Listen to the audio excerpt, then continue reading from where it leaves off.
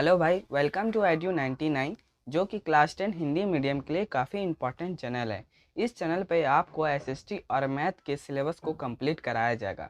साथ ही इस चैनल पर जो भी क्लास होंगे उसके पीडीएफ नोट्स आपको टेलीग्राम चैनल पर मिल जाएंगे। अगर आप टेलीग्राम चैनल पर नहीं जुड़े हो तो डिस्क्रिप्शन पे लिंक है, वहाँ पर जाकर आप टेलीग्राम चैनल पर हमसे जुड़ सकते हैं। तो आज हम पढ़ेंगे क्लास 10 के विषय गणित अध्याय 1 को, जिसका नाम है वास्तविक संख्या। तो चलिए शुरू करते हैं। संख्या में हम लोग खास तौर पे यूक्लिड विभाजन प्रमेय या एल्गोरिथम को समझेंगे, जिसको हम लोग यूक्लिड डिवीजन लेमा भी कहते हैं। अंक गणित की आधारभूत प्रमेय को भी समझेंगे और अपरिमेय संख्याओं को भी समझेंगे। आपने अपरिमेय संख्या का नाम पहले भी सुना होगा। अंक गणित की आधारभूत प्रमेय ये अर्थमेटिक से रिलेटेड है, एलसीएम और एचसीएफ, इसका नाम आपने पहले भी सुना होगा। लेकिन आप लोगों के लिए एक न्यू चीज़ है यूक्लिड विभाजन एल्गोरिथम। दोस्तों आखिर ये चीज़ क्या है, चलिए हम लोग समझ। सबसे पहले हम लोग वास्तविक संख्या, जिसका हम लोग इंग्लिश में रियल नंबर भी बोलते हैं, आखिर वास्तविक संख्या कहेंगे किसको? तो दोस्तों वैसा नंबर जिसको हम लोग नंबर लाइन पे दर्शा सकते हैं, वे सभी संख्या वास्तविक संख्या के अंतर्गत आएंगे। जैसे वास्तविक संख्या को दो भाग में बांटा है, परिमेय संख्या और अपरिमेय संख्या। जब यहाँ पर वास्तविक संख्या का नाम आ रहा है जिसको रियल बोलते हैं, तो यार रियल नंबर से आपके मन में ख्याल आ रहा होगा कि क्या डुप्लीकेट नंबर भी होते हैं? जी हाँ दोस्तों, उसको डुप्लीकेट तो नहीं कहेंगे, लेकिन हम लोग उसको काल्पनिक संख्या बोलेंगे। क्या बोलेंगे? काल्पनिक संख्या बोलेंगे। आखिर ये काल्पनिक संख्या दिखते कैसे हैं? तो रूट के अंदर जो निगेटिव नेचुरल नंबर प्राकृतिक संख्या होती है, रूट के अंदर अगर निगेटिव आ गया तो वैसे संख्या को हम लोग काल्पनिक संख्या बोलते हैं। इसको हम लोग रूट टू आई से डिनोट करते हैं। काल्पनिक संख्या को हम लोग आई से डिनोट करते हैं और रियल नंबर को हम लोग आर से डिनोट करते हैं। ठीक है, तो वास्तविक संख्या को सबसे पहले हम दो भाग में बांटे हैं। पहला तो परिमेय संख्या, दूसरा अपरिमेय संख्या। परिमेय संख्या को हम लोग रैशनल नंबर कहते हैं।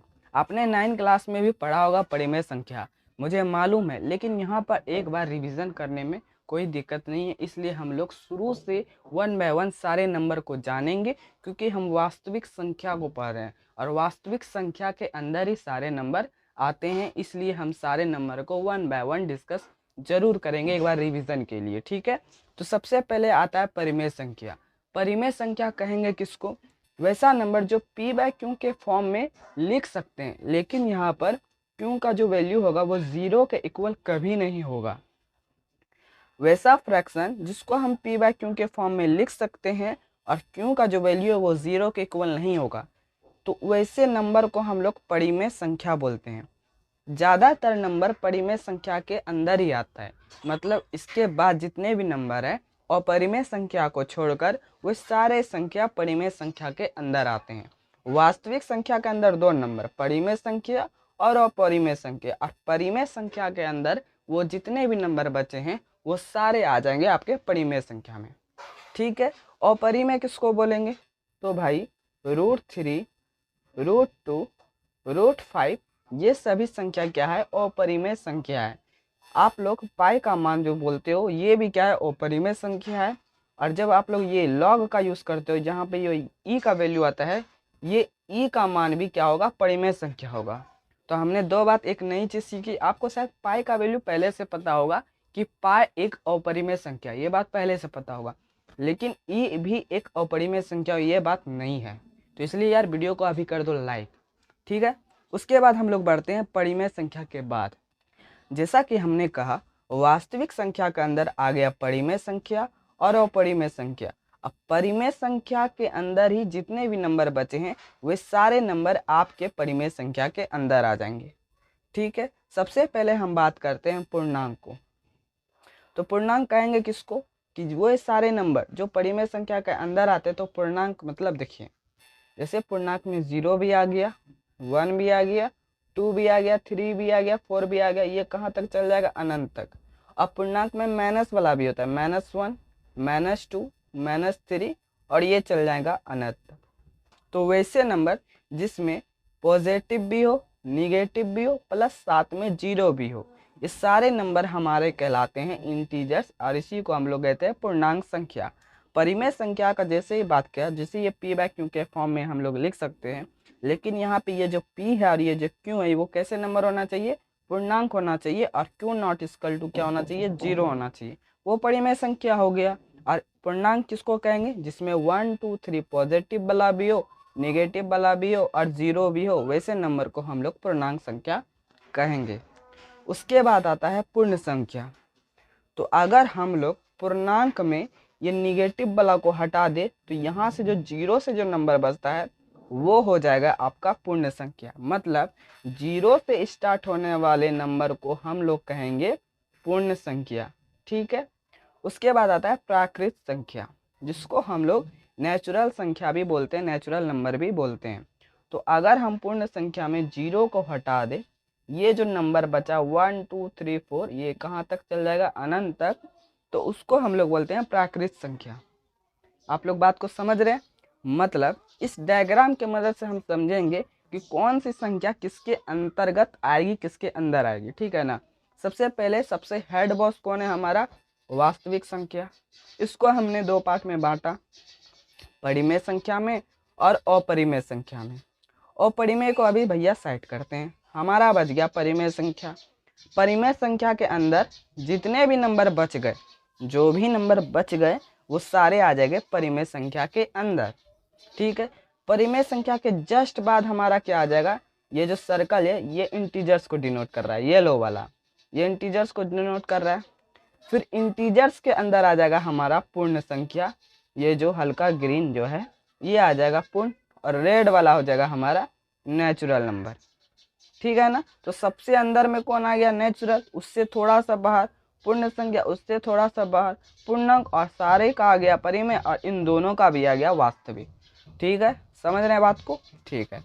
अब भैया देख लो, एक सवाल है यहाँ पे, एक क्विज उठता है, आप लोग कमेंट में आंसर दोगे यस या नो करके। ठीक है ना। तो पहला सवाल है, जैसे मैंने पहला सवाल किया तो आप फर्स्ट नंबर लिख के यस या नो लिखोगे कमेंट में। ठीक। तो पहला सवाल ध्यान से सुना, क्या सभी प्राकृत संख्या पूर्ण संख्या हो सकती है, यस या नो। पहले का आंसर जल्दी कमेंट करो।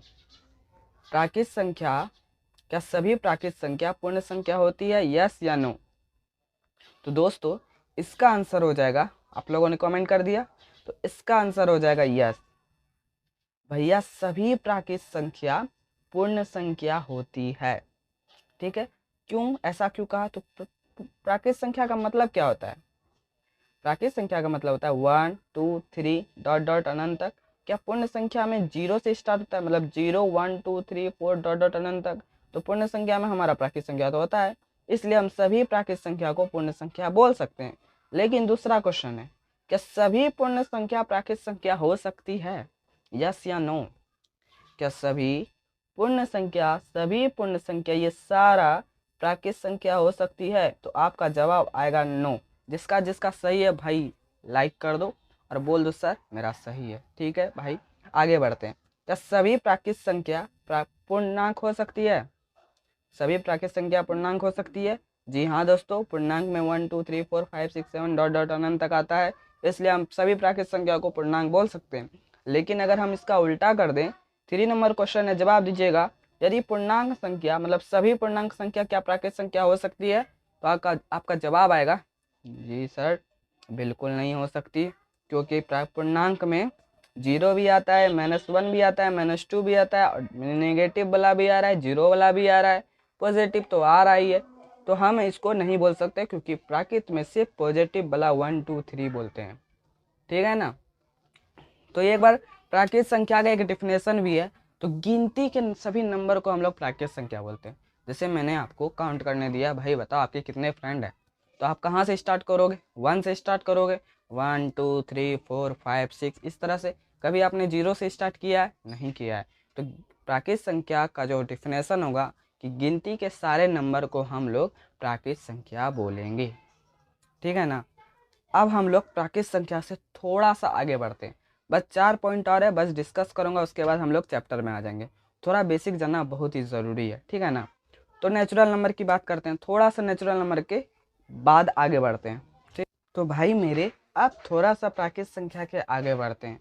तो प्राकृत संख्या के जैसे ही थोड़ा सा आगे बढ़ेंगे तो हमारा एक दो नंबर आता है।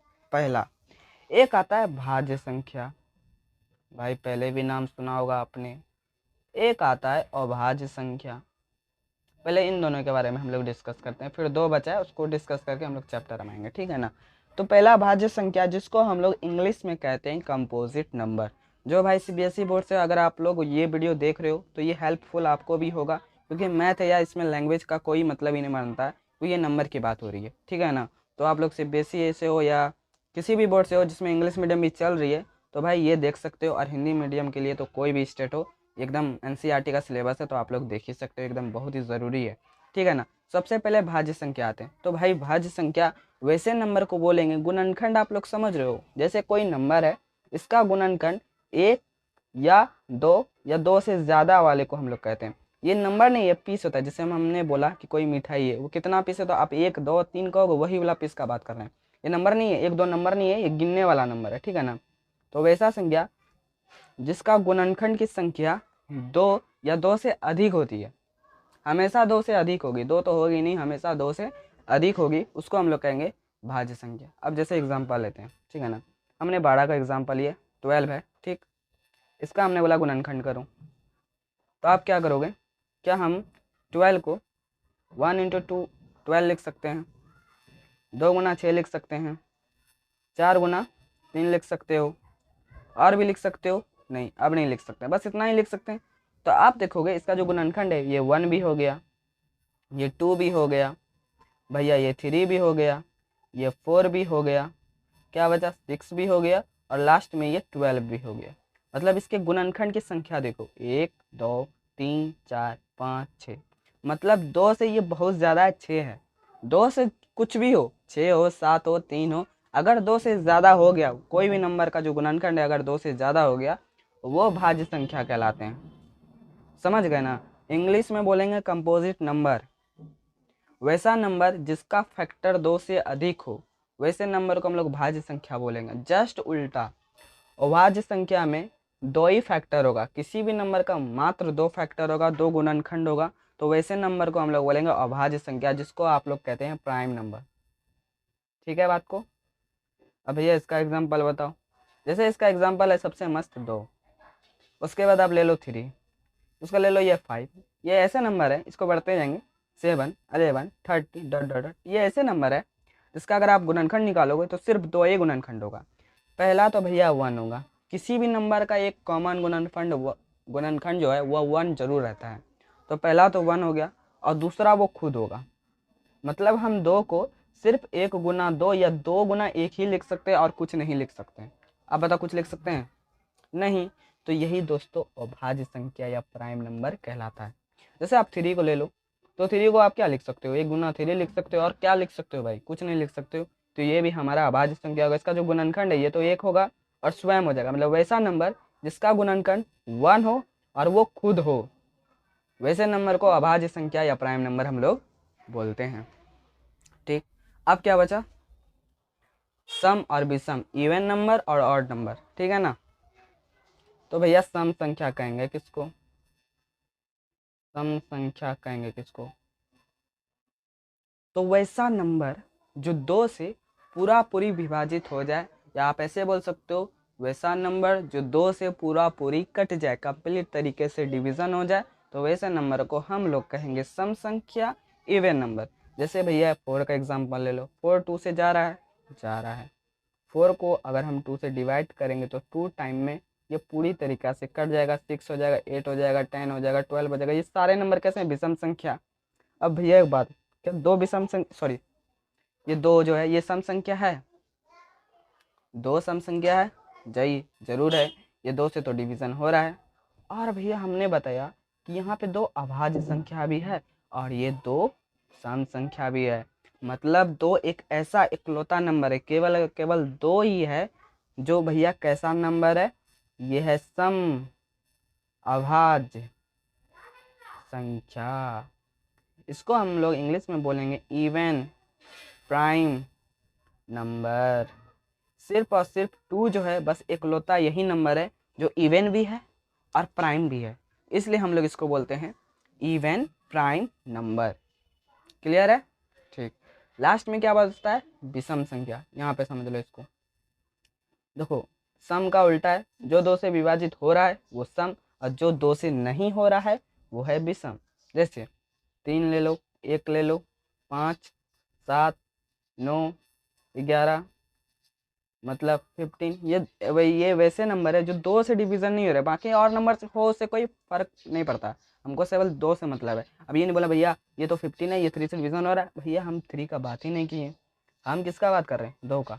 2 से होगा तो है, और 2 से नहीं होगा तो ये विषम है, अगर 2 से हो गया तो ये सम है। सिर्फ 2 का खेल है, ठीक है। अभाज्य में हम गुणनखंड चेक करते हैं, अगर 2 ही केवल गुणनखंड हुआ तो वो अभाज्य हुआ, 2 से ज़्यादा हो गया तो वो भाज्य हो गया, ठीक है ना? ठीक है, यहाँ तक सब सही है। ठीक। अब एक नंबर है 1 बचता है, अब बताइए वो भाज्य है या अभाज्य है? जल्दी कमेंट करो, 5 सेकंड में रुकूंगा, आप लोग कमेंट कीजिए। ये 1 जो है ये भाज्य है या अभाज्य है?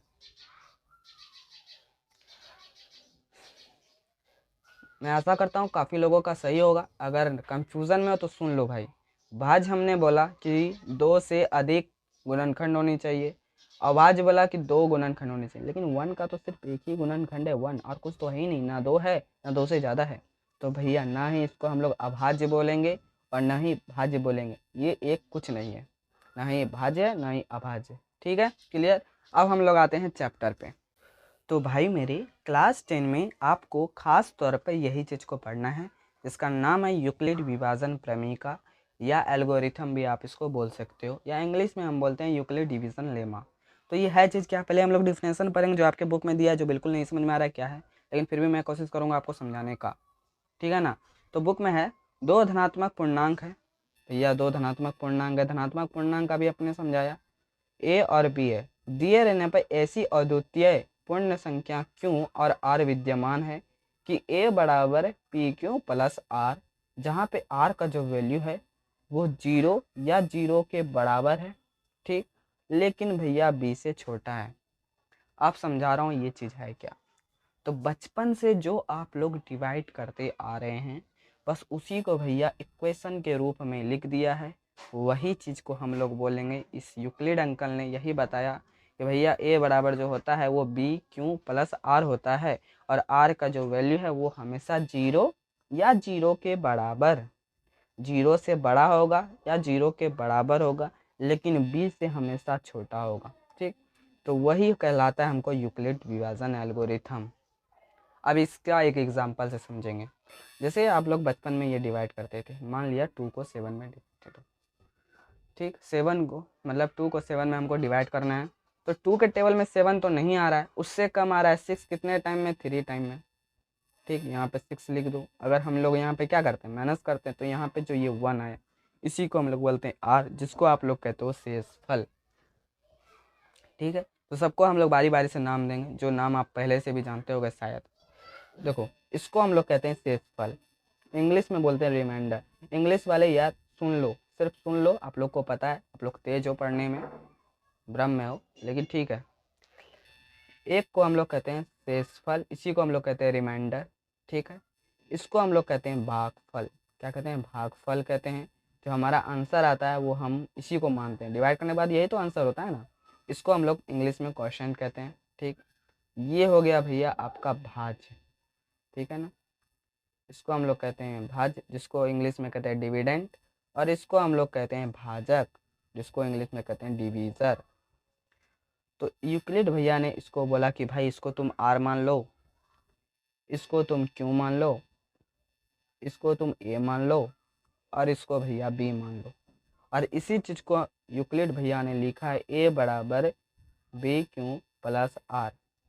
अब यहाँ पे आप गौर करोगे, जब भी आप डिवीज़न करोगे तो यहाँ पे 2 ही मान आता होगा, या तो यहाँ पे 0 आता होगा तो रुक जाते होगे, और या तो यहाँ पे जो भी मान होता होगा वो इस मान से हमेशा छोटा होगा। हमेशा छोटा आने पे आप यहाँ पे रुक जाते हो, समझ गए? अगर छोटा आ गया तो यहाँ पे फिर आप डेसिमल लगाते हो, लेकिन अगर हमको कंप्लीट तरीके से, पूर्ण तरीके से डिवीज़न करना होता है तो आप यहीं पर रुक जाते हो। मतलब बी का मान जो है, ये बी का मान है, भाजक का मान है, वो शेष फल से हमेशा बड़ा होगा, ठीक है ना। यही बात यहाँ पे इन्होंने कहा, इसी को हम लोग कहते हैं यूक्लिड विभाजन एल्गोरिथम। बात को समझ रहे हो? मतलब हम लोग भाज्य बराबर भाजक गुना भागफल और प्लस में शेषफल, मतलब किसी भी पूर्णांक संख्या को हम लोग इस रूप में लिख सकते हैं, ठीक है ना, लिख सकते हैं इस रूप में। हम लोग किसी भी पूर्णांक संख्या को इस रूप में हम लोग लिख सकते हैं। यही है यूक्लिड विभाजन एल्गोरिथम, ज़्यादा कुछ नहीं है। जो बचपन से आप डिवीज़न करते आ रहे हो बस वही चीज़ है। इसका यहाँ पे यूक्लिड अंकल ने आया और एक नाम दे दिया, एक एल्गोरिथम दे दिया, इसी को हम लोग बोलते हैं यूक्लिड विभाजन एल्गोरिथम। ज़्यादा समझने लायक कुछ नहीं है, हैरान परेशान होने की कोई भी ज़रूरत नहीं है। अब हम समझेंगे कि यूक्लिड विभाजन एल्गोरिथम से ऐसा हम क्या कर सकते हैं जो यूक्लिड अंकल ने हमको दिया है। तो भैया हम लोग इससे निकालेंगे एचसीएफ। जी हाँ, हम लोग इससे एचसीएफ निकालेंगे। तो चलिए हम लोग एग्जांपल के माध्यम से समझेंगे कि यूक्लिड विभाजन एल्गोरिथम का प्रयोग से एचसीएफ को कैसे निकालेंगे। ठीक है, पहला चीज़ हमारा यही रहेगा, फोकस मकसद यही है कि यूक्लिड विभाजन एल्गोरिथम का प्रयोग करके एचसीएफ को निकालेंगे। तो यूक्लिड डिवीज़न एल्गोरिथम का प्रयोग करके हम एचसीएफ निकालेंगे, ठीक है ना। तो हमने यहाँ पे 2 नंबर लिया, इसको 25 और एक 95 है का एचसीएफ यूक्लिड विभाजन एल्गोरिथम का प्रयोग करके हमको निकालना है। ठीक, आप क्या करते थे बचपन में, इस तरह से बनाते होगे, फिर इस तरह से करते होगे, ऐसे ही मतलब एलसीएम लेते हो अलग अलग, फिर जो कॉमन आ रहा है फिर वो लेते हैं। तो इस तरह से हम लोग नहीं बनाएंगे, अब थोड़े बड़े हो गए हैं, 10 में आ गए हैं, अलग लेवल का बनाएंगे।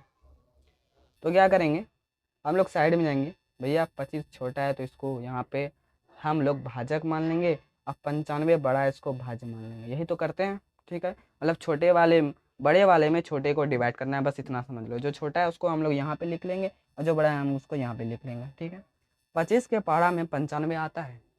25 का पहाड़ा नहीं आता है, अरे आता है 3 बार में, देख लो।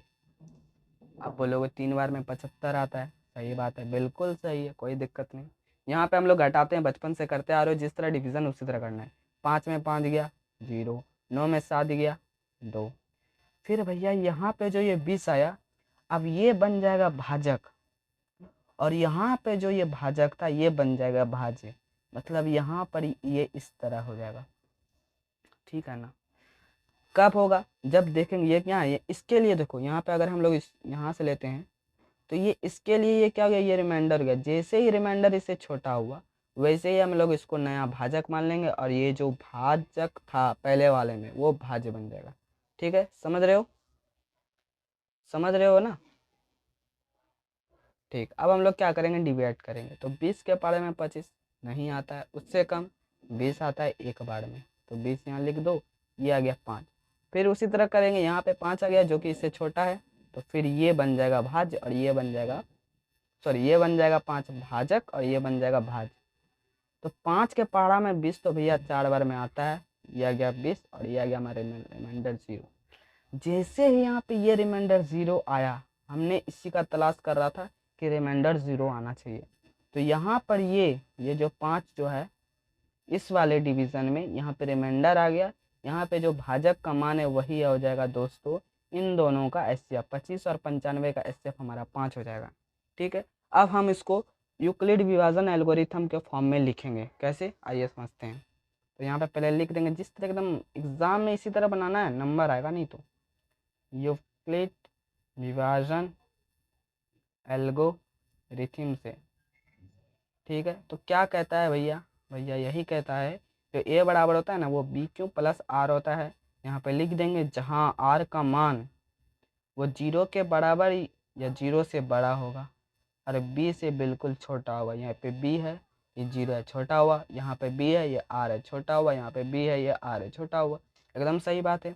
तो पहला वाला में हमने इसको ए माना था, तो यहाँ पे 95 बराबर बी का मान 25 और क्यू का मान हमारा 3 आया था, गुना 3 प्लस 20।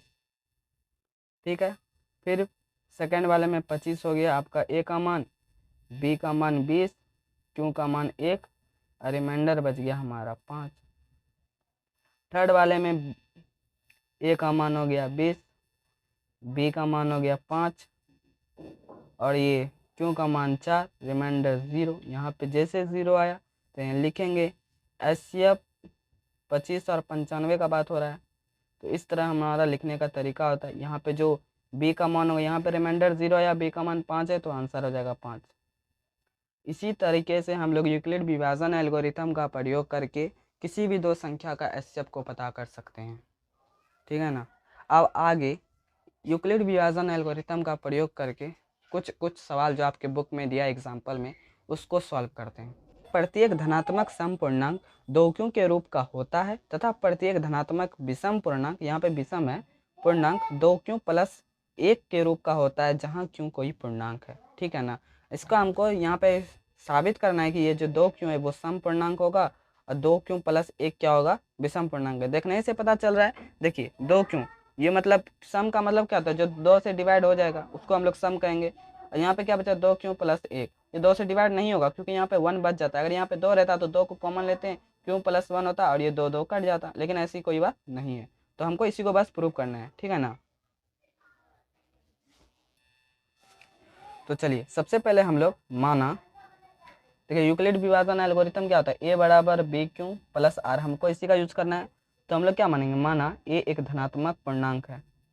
अब ए कहाँ से आया, यूक्लिड विभाजन एल्गोरिथम में है ए का, इसलिए ए माने हम लोग, ए एक धनात्मक पूर्णांक है, ठीक। तथा b बराबर, अब देखिए यहाँ पर b है, देखिए यहाँ पर b है और b का वैल्यू हमको यहाँ पे 2 लेना है क्योंकि b क्यों प्लस r होता है, तो यहाँ तो b का वैल्यू 2 दिख रहा है, तो यहाँ पे हम लोग b को 2 मान लेंगे, ठीक है। विभाजन एल्गोरिथम से क्या होता है, विभाजन एल्गोरिथम से, भैया नाम लिख दो, अंकल का गुस्सा आ जाएंगे ना। तो यूक्लिड विभाजन एल्गोरिथम से, ठीक है ना, क्या बोलता है हमारा अंकल जी कि ए बराबर जो होता है वो बी क्यू प्लस आर होता है।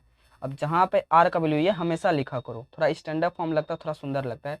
जहाँ पे हम लोग आर का जो वैल्यू है वो हमेशा 0 या 0 के बराबर या 0 से ज़्यादा लिख सकते हैं, ठीक है, और हमेशा बी से छोटा होगा, ये बात हमेशा लिखा करो, ठीक है। अब देखो ए बराबर बी का मान हमने 2 माना, 2 क्यों प्लस आर, ये हो जाएगा। अब यहाँ से आपसे बात पूछ रहा हूँ, यहाँ पे आर का वैल्यू क्या क्या हो सकता है, अब बताओ ये कैसे बताएंगे सर।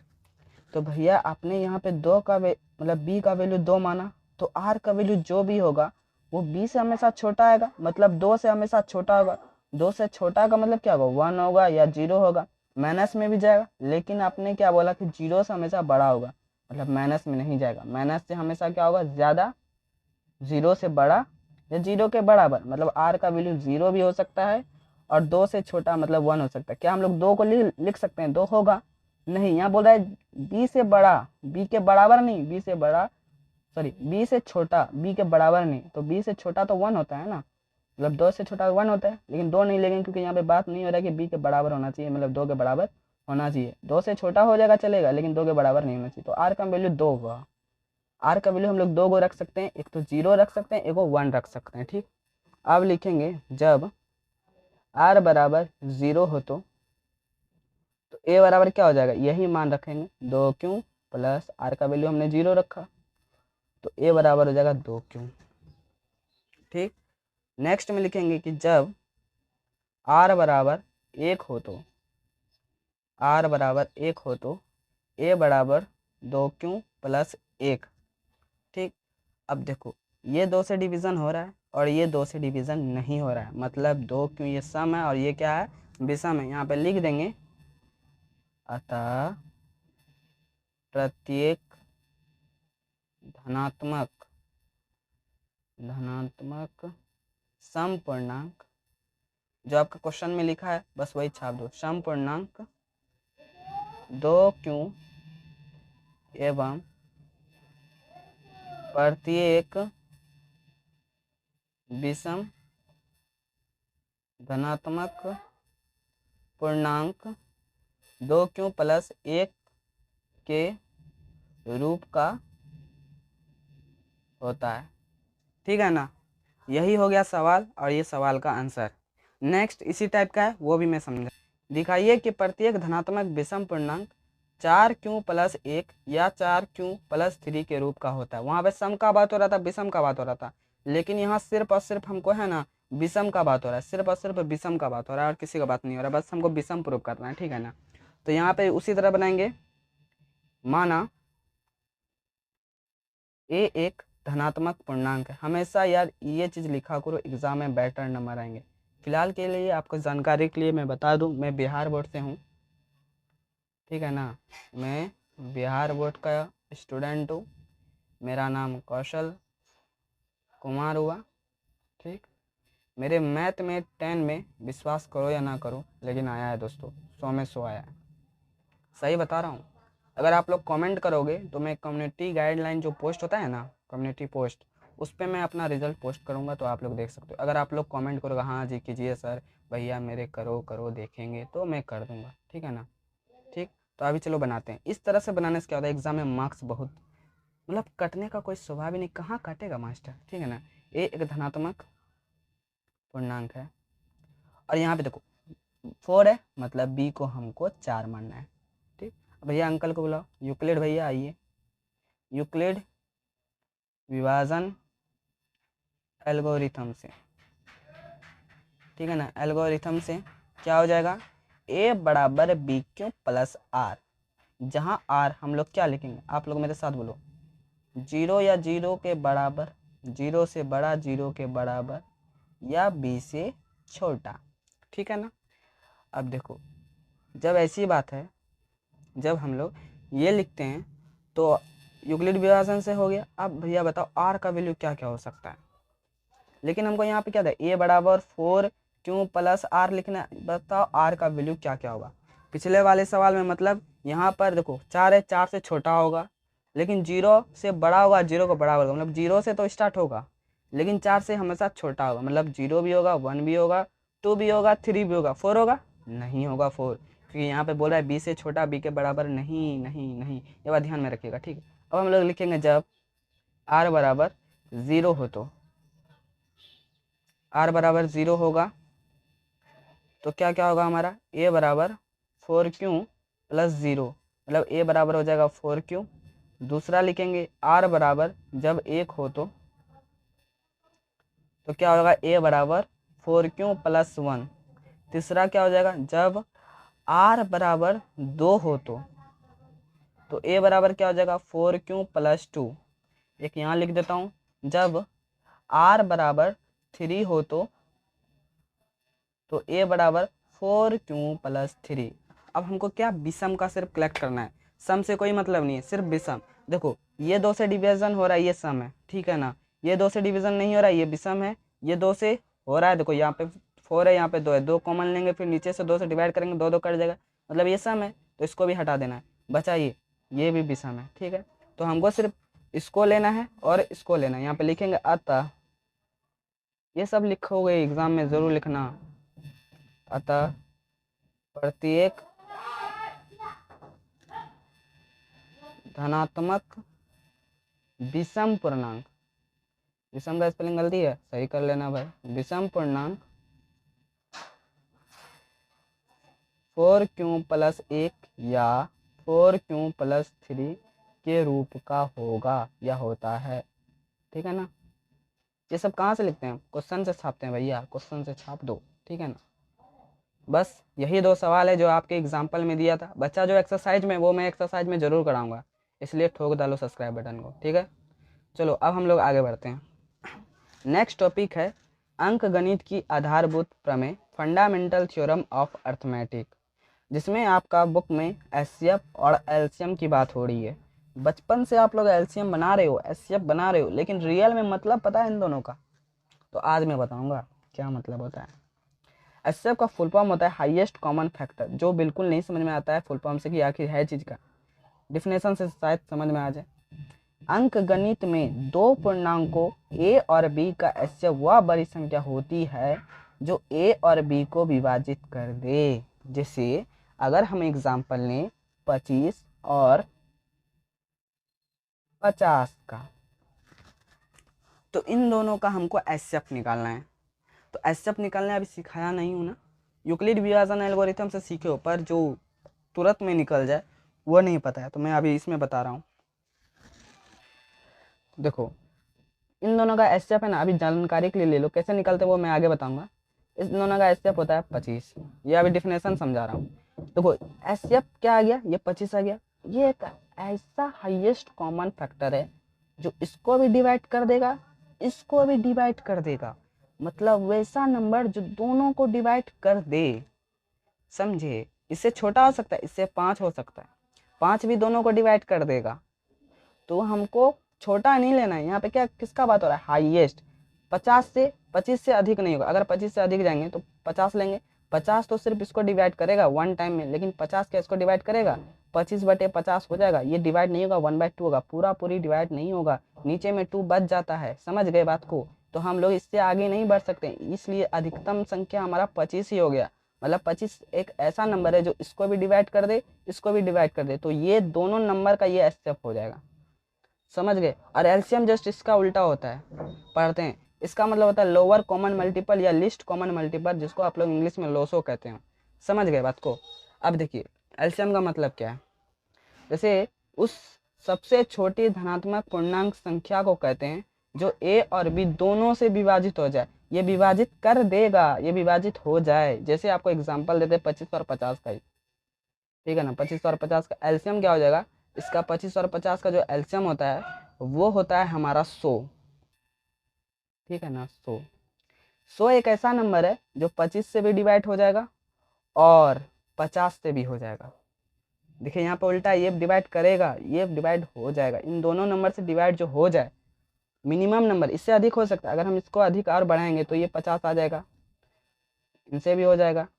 फिर अगर हम इसको अधिक बढ़ाएंगे तो 200 हो जाएगा, 200 से भी 200, मतलब ये 50 200 को भी कर देगा, 25 200 को कर देगा, मतलब 25 भी कर देगा, 50 भी कर देगा। लेकिन हमको सबसे मिनिमम मतलब 100 से नीचे नहीं होना चाहिए। देखिए सबसे कम कौन है, हमारा 100।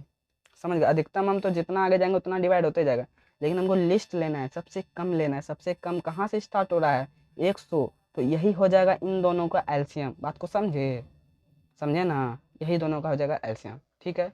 अब हम समझते हैं अभाज्य गुणनखंड। क्या अभाज्य गुणनखंड होता क्या है, कि अभाज्य गुणनखंड को हम लोग समझते हैं।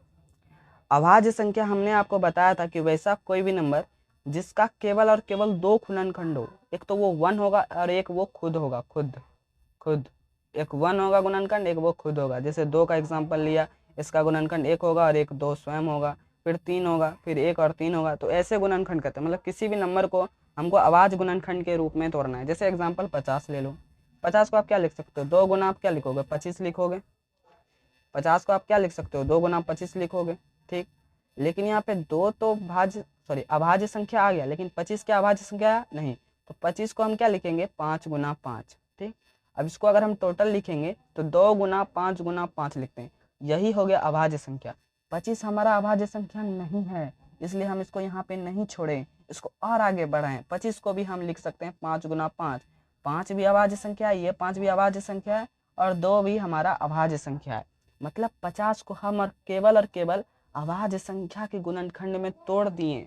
तो वैसा ही उसी को हम लोग कहते हैं अभाज्य गुणनखंड विधि। मतलब किसी भी नंबर को सिर्फ अभाज्य गुणनखंड के रूप में तोड़ना है और किसी भी नंबर में नहीं तोड़ना है। समझे, समझे। 60 का एग्जाम्पल लो, 60 को आप लिख सकते हो 2 गुना 30। फिर आप क्या करोगे, 30 को आप लिख सकते हो 6 गुना 5 लिख सकते हो। फिर 6 को आप क्या लिख सकते हो, 2 गुना 3। तो हमारा यहाँ पे अभाज्य मिल गया, यहाँ पे अभाज्य मिल गया, यहाँ पे अभाज्य मिल गया, यहाँ पे अभाज्य मिल गया। मतलब 60 को हम लिखेंगे 2 गुना 3 गुना 5। समझ गए बात को। मतलब केवल और केवल जो गुणनखंड में लिखेंगे तो केवल और केवल हमको अभाज्य संख्या दिखना चाहिए और कोई भी संख्या हमको नहीं दिखना चाहिए। अब देखो ये तो हमने डायरेक्ट बताया, अब इसको करते हैं कैसे। जैसे अगर हमने 70 का एग्जाम्पल लिया तो सीधा सीधी इसका इस तरह से कर दो, 2 से पहले कटाओ, 7 बार में ये 5। फिर इसको हम 3 से नहीं जाएगा, फिर 5 से 7 बार में। तो 7 क्या अभाज्य संख्या, जैसे यहाँ पे हमारा अभाज्य संख्या आएगा हम रुक जाएंगे। यही हो गया। मतलब 70 को हम लोग 2 गुना 5 गुना 7 लिख सकते हैं। ठीक है बात को आप समझेंगे। जैसे 2 हुआ अभाज्य संख्या, 3 हुआ, 5 हुआ, 7 हुआ, 11 हुआ, 13 हुआ, इसी तरह से चलते जाएगा, ठीक है ना। तो सबसे पहले हम जो डिवीजन करेंगे वो 2 से करेंगे। अगर 2 से नहीं हुआ तब 3 के पास जाएंगे, अगर 3 से नहीं हुआ तब 5 के पास जाएंगे। तो 1 बाय 1 का यूज करेंगे, ठीक है ना। अगर 2 से नहीं हो रहा तब 3 के पास जाएंगे, 3 से नहीं होगा तब 5 के पास जाएंगे। जैसे हमने 50 का एग्जाम्पल लिया, ठीक है ना। लास्ट में 0 है मतलब 2 से जाएगा, तो 2 से गया ये 5 बार में। फिर देखेंगे 25 आया, क्या 3 से जाएगा? 5 2 7 होता है, 7 3 के पहाड़ा में नहीं आता, मतलब ये नहीं जाएगा। तो जब 3 से नहीं होगा तब 5 के पास जाएंगे, तो 5 के पास गया, ये 5 टाइम में कट गया। लास्ट में हमारा अभाज्य संख्या आ गया, तो यहीं पर रुक जाएंगे। यहाँ पे अभाज्य संख्या आ गया, बस गुणनखंड खत्म, यहीं पर रुक जाना है। मतलब 50 को हम लोग 2 गुना 5 गुना 5 लिख सकते हैं, इसी को आप 2 गुना 5 पे पावर 2 लिख सकते हो। यही हो गया अभाज्य गुणनखंड विधि, ज़्यादा कुछ नहीं है, बचपन से पढ़ते आ रहे हो, बस अभी डिटेल में पढ़ना है, ठीक है ना। अब हम लोग समझते हैं क्या गुणनखंड विधि के द्वारा, अभी हम लोग यूक्लिड विभाजन एल्गोरिथम से किसी भी संख्या का एचसीएफ पता किए, लेकिन अगर हमको बोल दे भैया एचसीएफ भी पता करो और एलसीएम भी पता करो, लेकिन आपको अभाज्य गुणनखंड विधि का यूज करना है, तो भी हम लोग निकालेंगे। 60 को हम लोग लिखेंगे, अभाज्य गुणनखंड करेंगे, इसका कहाँ से स्टार्ट होता है? 2 से। 2 से करेंगे तो 30 आएगा, फिर 2 से जाएगा, लास्ट में 0 है, 0 और 2 रहेगा तो 2 से जाएगा, तो 2 से 30 जाएगा 15 बार में। फिर यहाँ पे 5 आ गया, 5 प्लस 1 क्या होता है? 6 होता है, 6 क्या होता है? 3 के पहाड़ में आता है, तो 3 से जाएगा। ये सब ठीक है, धीरे धीरे आप समझोगे। तो 3 के पहाड़ में 15 आता है, कितने बार में? 5 बार में। यहाँ दोस्तों 5 आ गया, ये अभाज्य संख्या है, बस हम लोग यहीं पर रुक जाएंगे। तो 60 को हम लोग क्या लिख सकते हैं? 2 गुना 2 गुना 3 गुना 5 लिखेंगे। फिर हम 100 का क्या करेंगे? अभाज्य गुणनखंड करेंगे। फिर हम 2 से 50 बार में, फिर 2 से 25 बार में, फिर 5 से 5 बार में।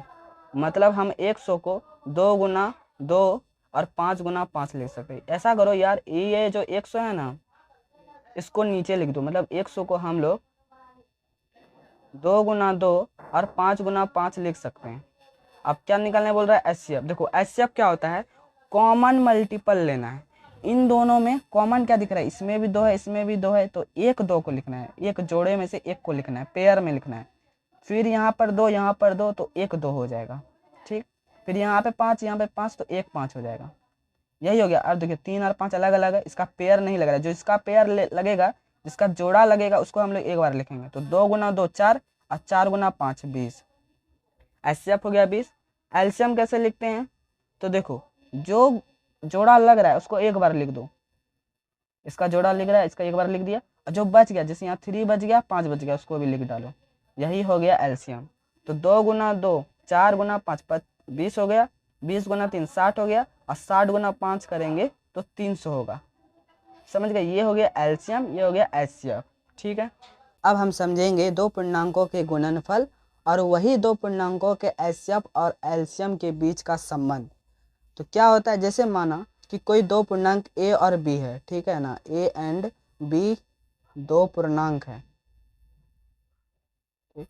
तो इसका संबंध क्या होता है कि ए का गुणनफल बी, ए और बी का जो गुणनफल है वो यही दो संख्या का एचसीएफ और एलसीएम के गुणनफल के बराबर होगा। यही रिलेशन है, ज़्यादा कुछ नहीं है कि किसी दो पूर्णांकों के गुणनफल, यही दो पूर्णांकों के एचसीएफ और एलसीएम के गुणनफल आपस में क्या होते हैं? बराबर होते हैं।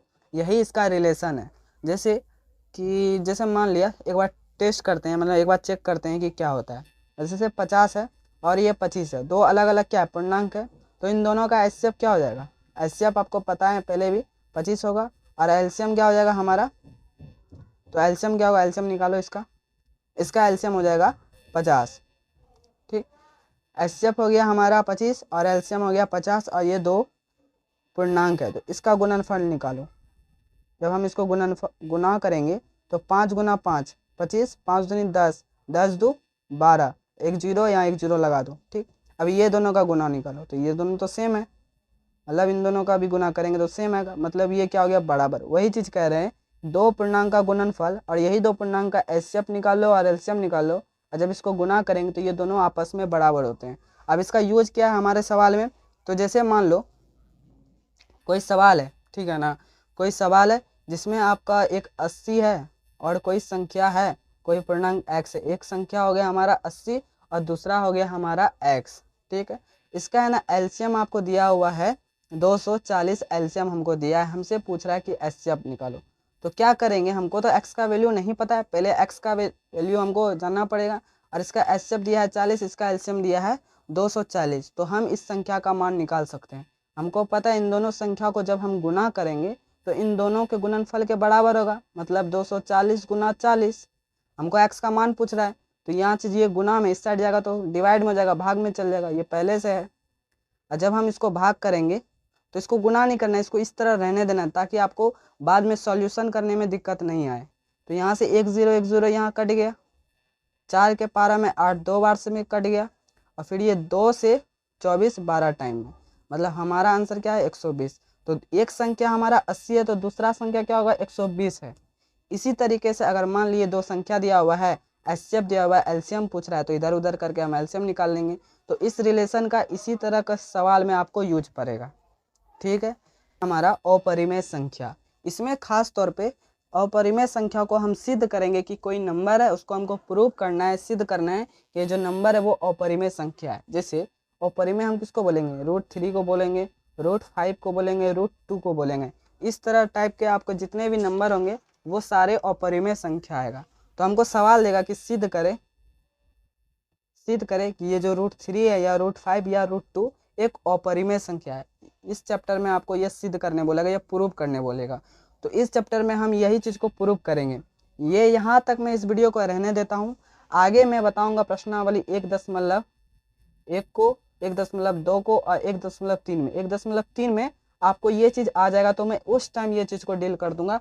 अभी फिलहाल के लिए मैं यहाँ पे रहने देता हूँ, ठीक है ना। अगर आप चैनल पर नए हो तो चैनल को कर लो सब्सक्राइब, और इस वीडियो को जरूर लाइक करना और अपने दोस्तों को भी जरूर शेयर करना। मिलते हैं नेक्स्ट वीडियो में, थैंक यू।